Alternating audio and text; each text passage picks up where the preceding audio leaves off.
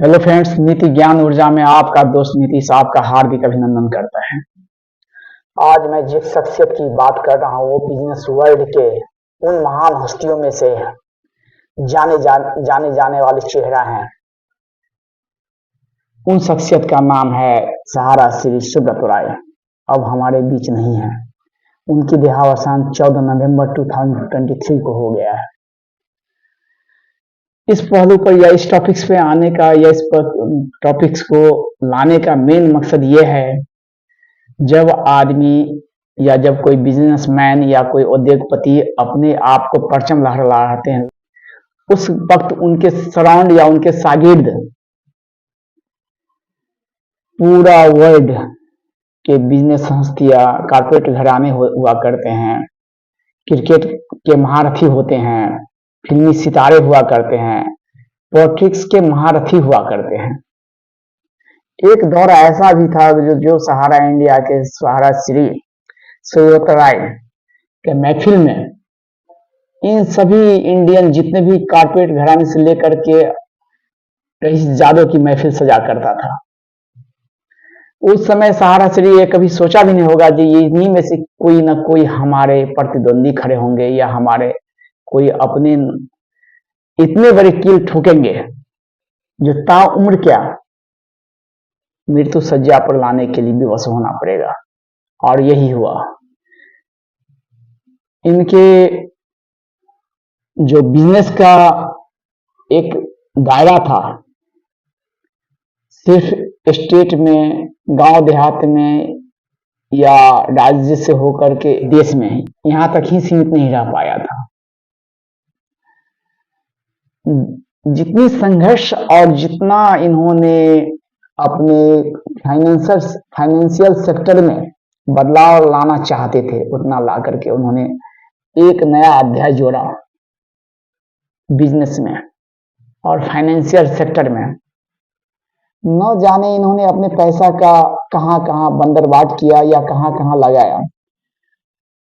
इनका एक जमाना हुआ करता था 1978 से 2018 कह लीजिए, इस बीच में इनका बहुत सारा उतार और चढ़ाव भी आया।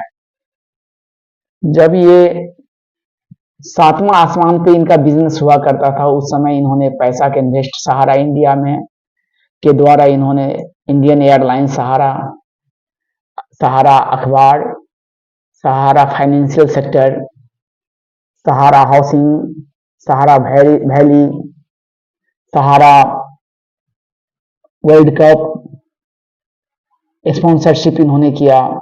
सहारा का जर्सी पहन करके उन तमाम क्रिकेट के महान हस्ती जो क्रिकेट के मैदान में परचम लहराया करता था, उन लोगों के इन्वेस्ट में, उन लोगों के पीछे भी इन्होंने तगड़ा इन्वेस्ट कर रखा था। और ये सारा का सारा पैसा एक आम नागरिक का हुआ करता था। जब इन्होंने अपनी फाइनेंस सेक्टर के महारथियों में गिनती होने लगे तो ये फिर पीछे मुड़ करके कभी नहीं देखे। उन्हें ये भी याद नहीं हुआ होगा कि मेरा एक समय ऐसा भी आएगा जो मैं बुरा वक्त से गुजरूंगा और इंडिया का नागरिकता छोड़ के मैसेडोनिया का नागरिकता लेना पड़ेगा। और अंतिम घड़ी एक ऐसा आएगा जिस वक्त में मेरे जो धर्मपत्नी हुआ करता है वो भी जब अंतिम श्वास निकलेगा तो उस वक्त में वो मौजूद नहीं होगा। और ऐसा ही हुआ सहारा श्री सुब्रत राय के साथ में। इन्होंने जितनी सारी धन जमा किए या इन्वेस्ट किए या अकुत संपत्ति के बादशाह कहें तो दो राय नहीं है कि जो इन्होंने अकुत संपत्ति नहीं अर्जन किए, लेकिन कहीं न कहीं इनके पीछे एक जो मानसिकता रहा, अब तो हमारे बीच नहीं है, परंतु एक मानसिकता ये रहा कि जो सिर्फ और सिर्फ दुनिया में पैसा ही सब कुछ है। लेकिन हर इंसान को ये मानना पड़ेगा, ये माना कि पैसा सब कुछ है, ये माना कि पैसा बहुत कुछ है, लेकिन पैसा ही सब कुछ नहीं हुआ करते। जब इनकी अंतिम विदाई हुई तो इनके परिवार के कोई भी सदस्य नहीं।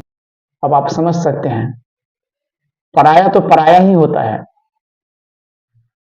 जब जिस हॉस्पिटल में इन्होंने अंतिम श्वास लिया, उस वक्त में न इनकी पत्नी है, न इनके बेटे हैं, न इनके पोते हैं।